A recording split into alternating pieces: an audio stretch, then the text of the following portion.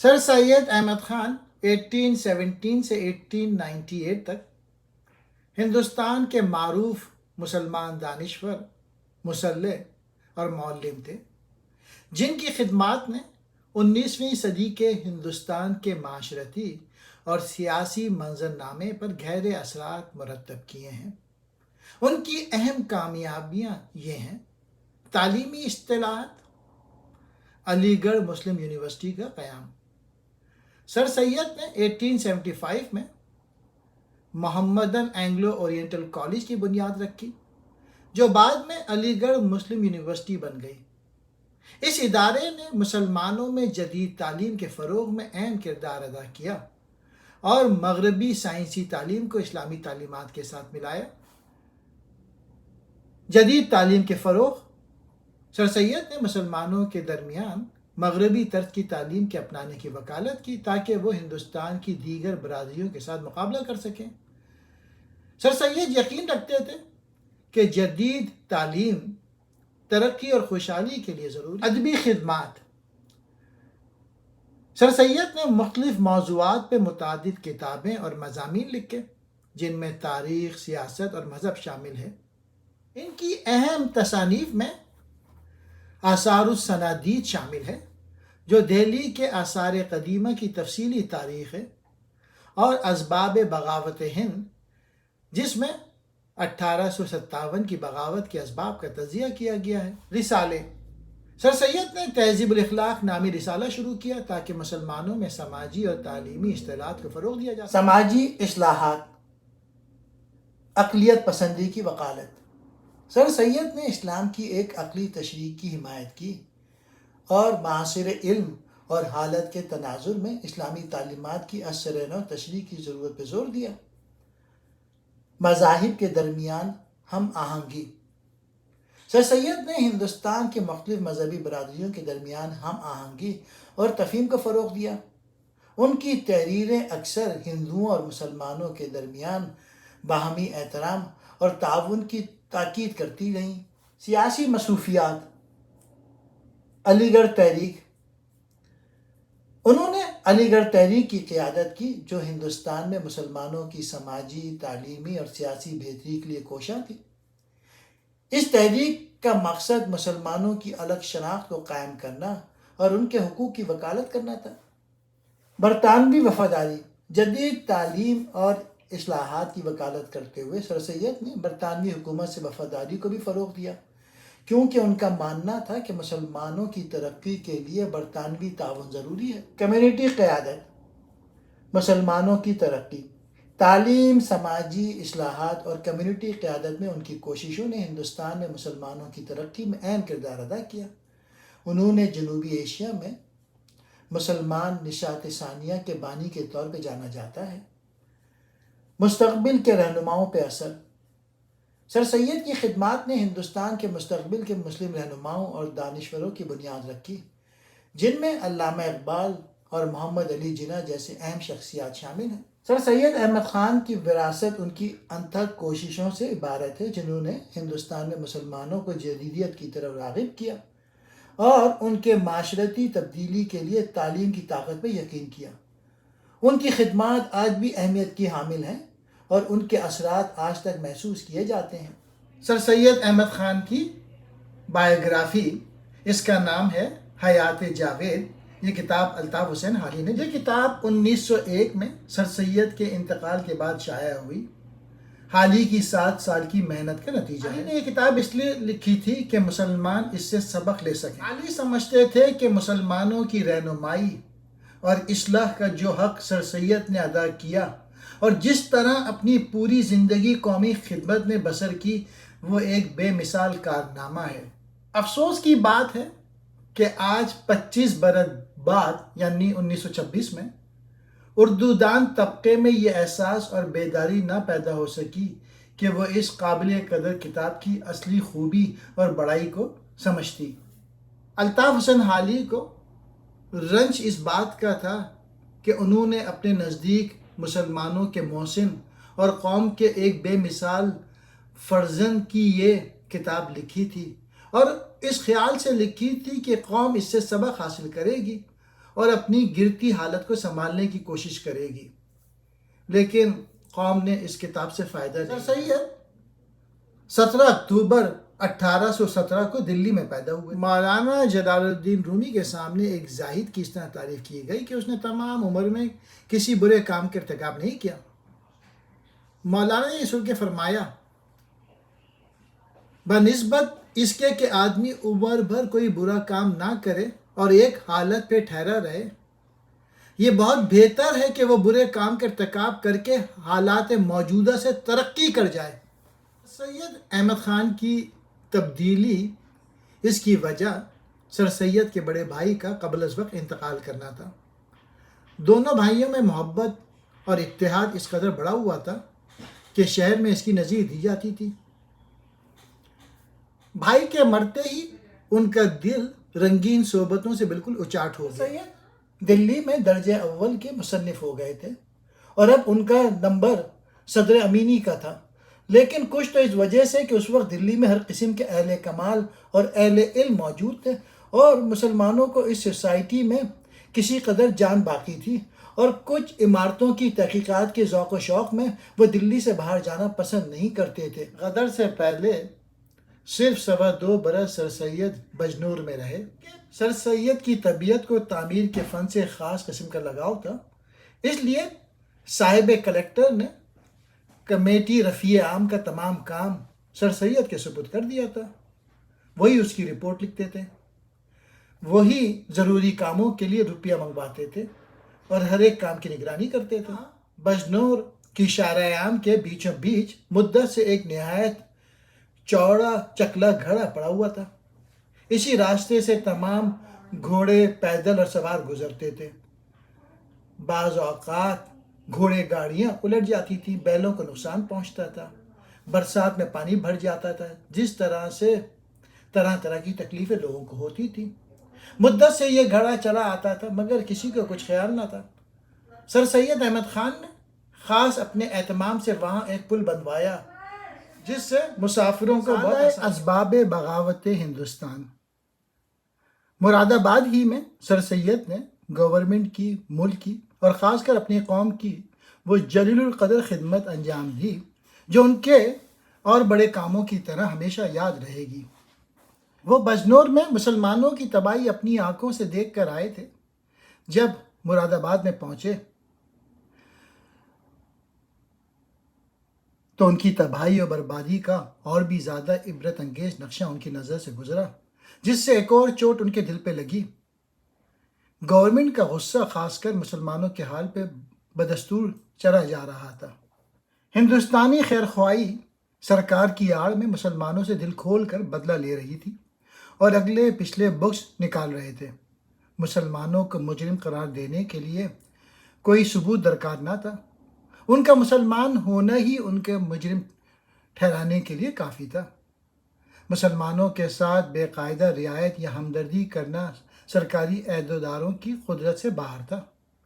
Government of India میں جب یہ کتاب پہنچی اور انگریزی میں ترجمہ ہو کے کونسل میں پیش ہوا تو مسٹر سسل نے، جو اس وقت فارن سیکرٹری تھے، اس کے خلاف بہت بڑی اسپیچ دی اور یہ رائے ظاہر کی کہ اس شخص نے نہایت باغیانہ مضمون لکھا ہے، اس سے حزب ضابطہ بازپرس ہونا چاہیے اور جواب لینا چاہیے، اور اگر معقول جواب نہ دے سکے تو سخت سزا دینی چاہیے۔ مسٹر سسل سے انڈیا میں جب سر سید کی مٹ بھیڑ ہو گئی، جب ان کو معلوم ہوا کہ سر سید احمد خان یہی شخص ہے اور اسی نے اسباب بغاوت پہ وہ مضمون لکھا ہے، تو سر سید دوسرے روز علیحدہ مل کر اپنی نہایت رنجش ظاہر کی اور بہت دیر تک تلخ گفتگو ہوتی رہی۔ انہوں نے کہا کہ اگر تم گورنمنٹ کی خیر خواہی کے لیے مضمون لکھتے تو ہرگز اس کو چھپا کے ملک میں شائع نہ کرتے، بلکہ صرف گورنمنٹ پہ اپنے رعایا کے خیالات ظاہر کرتے۔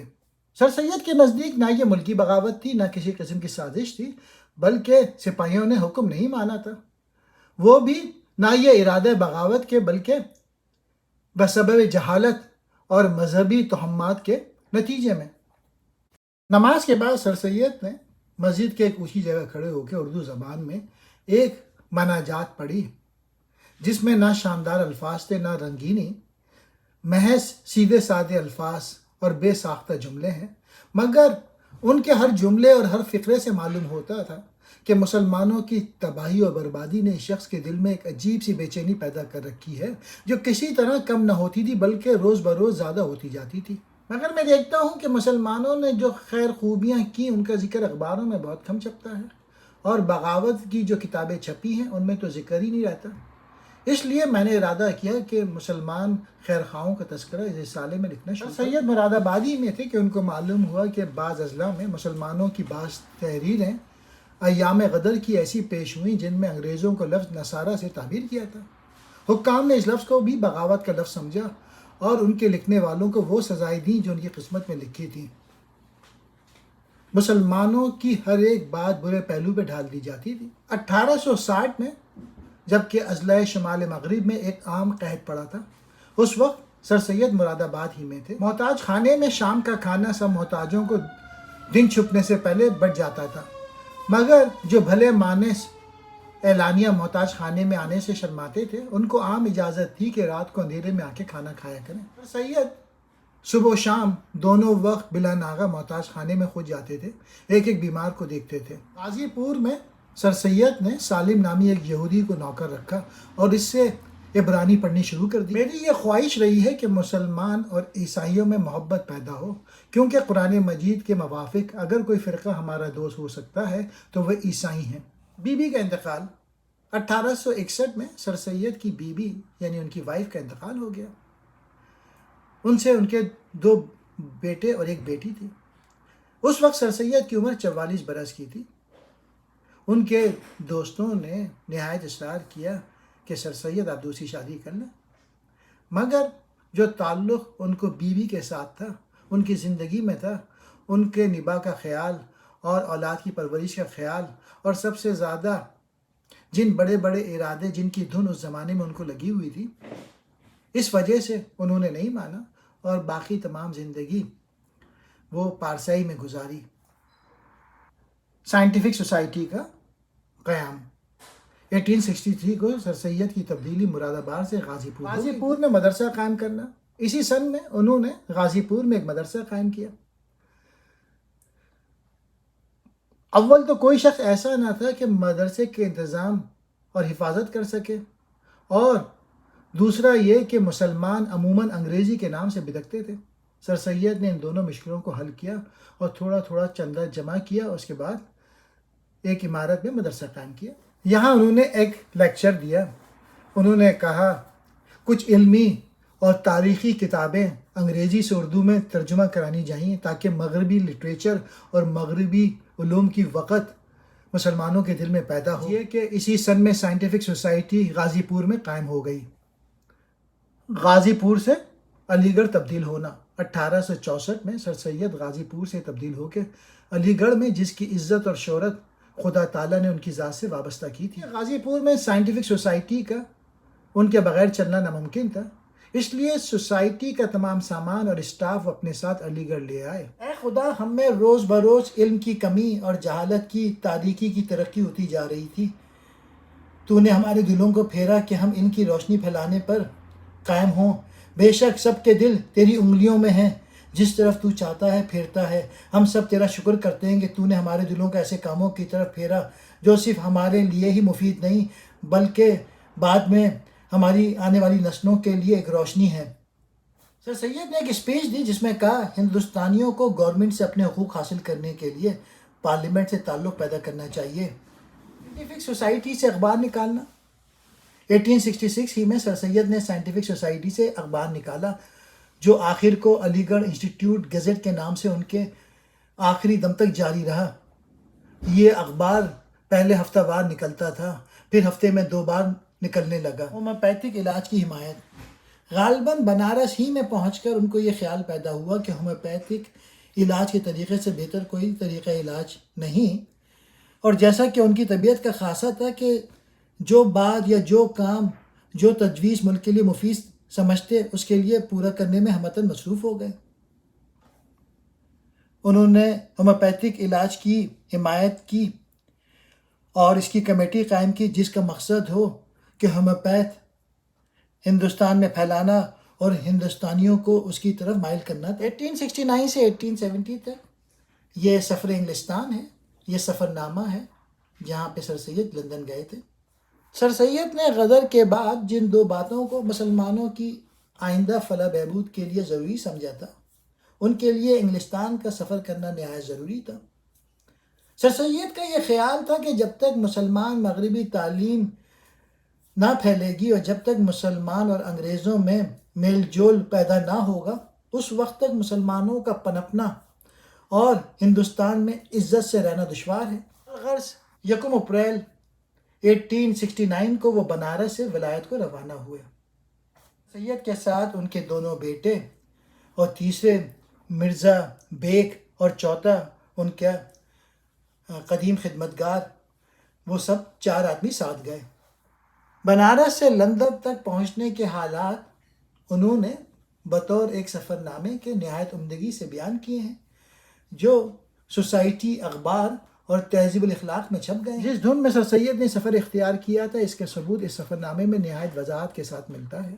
سر سید نے مسلمانوں کے اخلاق، نام و نمود پہ مرنا، جھوٹی شیخی کرنا، مفید تعلیم پہ متوجہ نہ ہونا، ان ساری چیزوں پر افسوس کیا۔ ہندوستانیوں کو میری رائے میں یورپ کے سفر کی ترغیب دینی چاہیے تاکہ وہ مغربی ملکوں کی شائستگی کے عجیب و غریب نتیجوں اور اس کی ترقی کو بچشم خود مشاہدہ کریں اور اس بات کا اندازہ کر سکیں کہ انگلستان کے لوگ کیسے دولت مند، طاقت اور دانا ہیں۔ مصر کی ریل کی تعریف کر کے افسوس کرتے ہیں کہ ریل کا تمام سامان فرانس اور انگلستان کا بنا ہوا ہے۔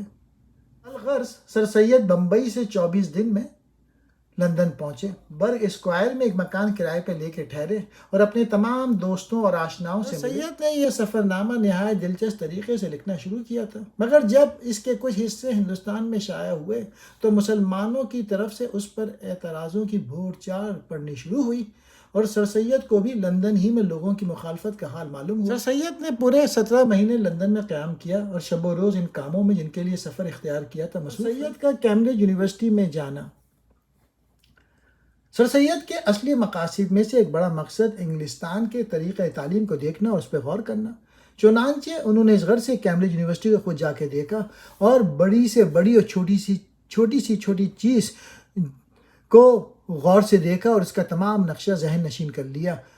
پھر ملک کی عام تعلیمی حالت کا اندازہ کیا، تعلیم نسواں کو غور کی نگاہ سے۔ سید کا ارادہ تھا کہ انگلستان اور ہندوستان کے حالات جو زمین و آسمان کا فرق ہے، اس کو اپنے سفر نامے میں بیان کریں، اہل وطن کو خبردار کریں، مگر اہل وطن نے اس کو برداشت نہ کیا۔ وہ اپنی پستی کی درد انگیز داستان نہ سن سکے اور اس لیے جو سلسلہ سر سید نے اپنے سفر کے حالات کا لکھنا شروع کیا تھا وہ منتقل ہو گیا۔ انگلستان کی تعلیم و ترقی پہ غور کرنا۔ انگلستان کے طریقہ تعلیم پہ غور کرنے کے بعد سر سید نے لندن ہی میں ایک پمفلٹ انگریزی میں شائع کیا جس میں ہندوستان کے طریقہ تعلیم کے نقصانات تفصیل کے ساتھ ظاہر کیے، وہاں کے عجائب خانوں اور کتب خانوں میں علوم اور تحقیقات کے ذخیرے بتائے۔ ان سب باتوں کے سوا سر سید کا سب سے زیادہ ضروری اور اہم مقصد ولایت کے سفر سے ایک ایسی کتاب کا لکھنا اور انگریزی میں اس کا ترجمہ کر کے شائع کرنا تھا جس میں اسلام کی اصلیت عیسائی قومیت پہ ظاہر ہو اور جو غلطیاں اکثر عیسائی مصنفوں نے اور خاص کر ایک کتاب لائف آف محمد میں اسلام کی حقیقت اور بانی اسلام کے کریکٹر پہ کی تھی، دانستہ یا نادانستہ ان کو دور کیا۔ سید انگلستان سے قیمتی انفارمیشن لے کے ہندوستان میں آئے جن سے انہوں نے ملک اور قوم کے لیے بے انتہا فائدہ پہنچا۔ شمالی ہندوستان میں ان سے پہلے کسی ہندو یا مسلمان نے اپنی اولاد کو تعلیم کے لیے ولایت نہیں بھیجا تھا۔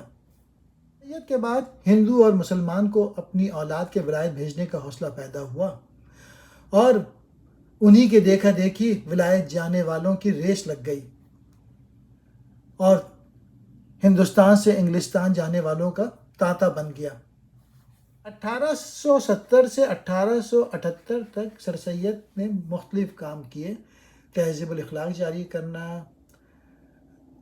ترقی تعلیم مسلمان، اس کے بعد مدرسہ علی گڑھ اور پھر چندہ وصول کرنے کی تدبیریں، کالج کی عمارت اور تفسیر القرآن۔ سید کی سب سے بڑی تدبیر جس نے کالج کی عظمت کا نقش خاص و عام کے دل پہ بٹھایا اور جس سے کالج کو بے انتہا مدد پہنچی وہ یہ تھی کہ کالج اور بورڈنگ کی عمارت اعلیٰ درجے کے اسکیل پہ بنائی جائے اور عمارت کے بنانے میں نہایت جرت اور دلیری سے کام لے۔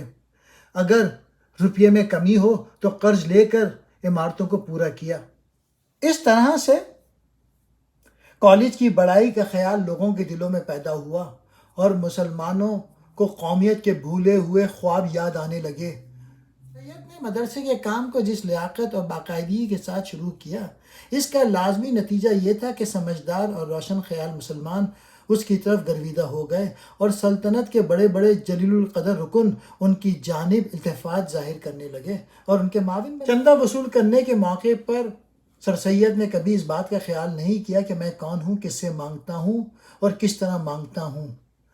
نمائش گاہ علی گڑھ میں انہوں نے کتابوں کی دکان لگائی اور خود کتابیں بیچنے کے لیے دکان پر بیٹھے۔ نیشنل والنٹیئر بن کر گلے میں جھولی ڈالی، اپنی ریڈنگ کا جلسہ کیا اور اسٹیج پہ کھڑے ہو کے غزلیں گائیں کہ سر سید نے مدرسے کی خاطر ہر بات کو اپنے نفس پہ گوارا کر لیا۔ مدرسے کے لیے قلیل سے قلیل چندے کو بھی وہ خوشی اور کشادہ پیشانی سے قبول کرتے تھے، جیسے بڑی بڑی رقموں کے لیے۔ علی گڑھ کے مدرسے کے لیے انہوں نے بڑے بڑے لمبے سفر کیے۔ پٹنہ، الہ آباد، مرزا پور، لاہور، پٹیالہ، حیدرآباد، بھوپال، جبل پور اور دیگر مقامات میں صرف مدرسے کی دھن میں گئے۔ لاہور اور حیدرآباد متعدد دفعہ اسی غرض سے جانا ہوا۔ ولایت سے واپس آ کے وہ 28 برس زندہ رہے۔ اس عرصے میں برابر ان کو یہی ادھیڑ بن لگی رہی کہ کس طرح روپیہ فراہم ہو اور کیوں کر مسلمانوں کے لیے اعلیٰ درجے کی تعلیم و تربیت کا سامان مہیا کیا جائے۔ ایک بار سر سید احمد خان علی گڑھ یونیورسٹی کے لیے چندہ جمع کر رہے تھے تو سر سید نے اپنے قدیم دوست مولوی سید زین العابدین خان سے چندہ کا تقاضا کیا۔ انہوں نے بدمزہ ہو کے کہا، صاحب ہم تو چندہ دیتے دیتے تھک گئے۔ سر سید نے کہا، ارے میاں اب کوئی دن میں ہم مر جائیں گے، پھر کون تم سے چندہ مانگے گا۔ یہ الفاظ کچھ ایسے طور پہ کہے گئے کہ دونوں آبدیدہ ہو گئے اور چندہ فوراً ادا کیا گیا۔ جس قوم میں عام طور پہ تعلیم کی قدر نہ ہو، جہاں ہر کام کا مدار شخصیت اور ذاتی اغراض پہ ہو، جہاں قومی ترقی اور قومی فلاح کے نتائج سے لوگ باخبر ہوں، جہاں امیر بے پرواہ ہوں، جہاں علماء زمانے کی ضرورتوں سے ناواقف ہوں اور عوام الناس جاہل اور مفلس ہوں، وہاں ایسا کام کرنے کا تصور کوئی شخص نہیں کر سکتا سوائے سر سید کے، جس نے اپنی ذات کو بھی فنا کر دیا۔ جس قوم میں عام طور پہ تعلیم کی قدر نہ ہو، جہاں ہر کام کا مدار شخصیت اور ذاتی اغراض پہ ہو، جہاں قومی ترقی اور قومی فلاح کے نتائج سے لوگ بے خبر ہوں، جہاں امیر بے پرواہ ہوں، جہاں علماء زمانے کی ضرورتوں سے ناواقف ہوں اور عوام الناس جاہل اور مفلس ہو، وہاں سر سید احمد خان نے علی گڑھ یونیورسٹی بنانے میں اپنی ذات کو فنا کر دیا۔